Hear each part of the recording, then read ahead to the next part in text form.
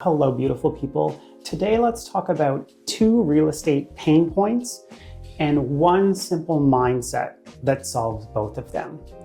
If we talk about mindset and we think about mindset anchors, let's think about this one in terms of whether you're selling or buying.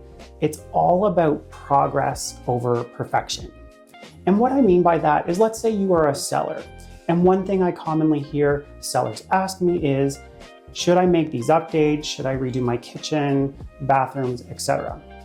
And while that is part of a much larger conversation, the biggest thing you can do when you're selling your home is present it well. And that doesn't necessarily mean spending thousands and thousands of dollars.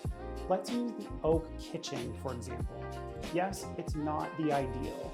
What people are doing now when they're putting in brand new kitchens is they're using a lot of white. They're using different wood tones if they are lighter, warmer wood tones. The biggest issue with oak is its yellowness. And so there are ways that we can work around that and tone that yellow down in 2 very simple ways.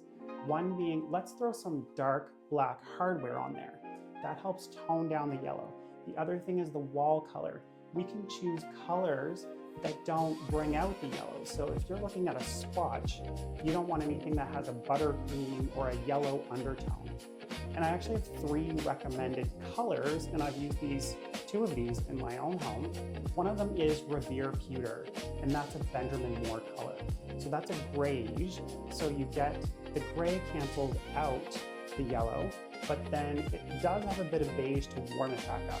So that's such a great balanced color that can be used. Another one is Agreeable Gray, and that one's a Sherwin-Williams color, also really good.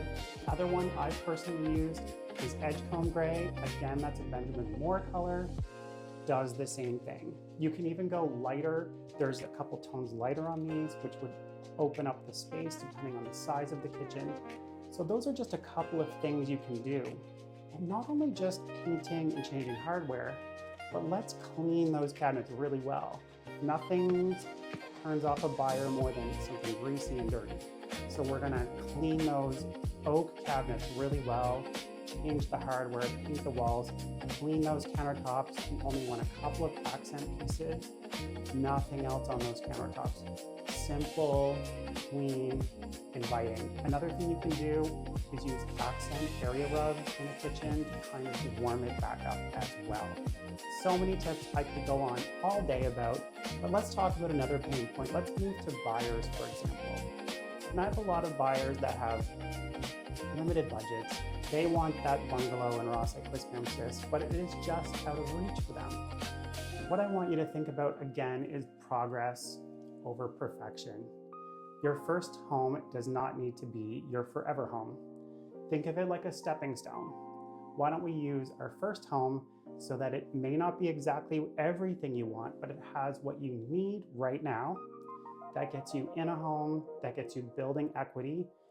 We can sell that in a few years. The market's still doing great.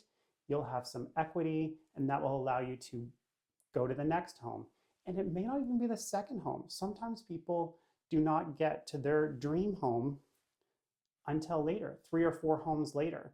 So think of these things as building on each other, and that it doesn't need to be that perfect home from day one. Again, it is all about mindset.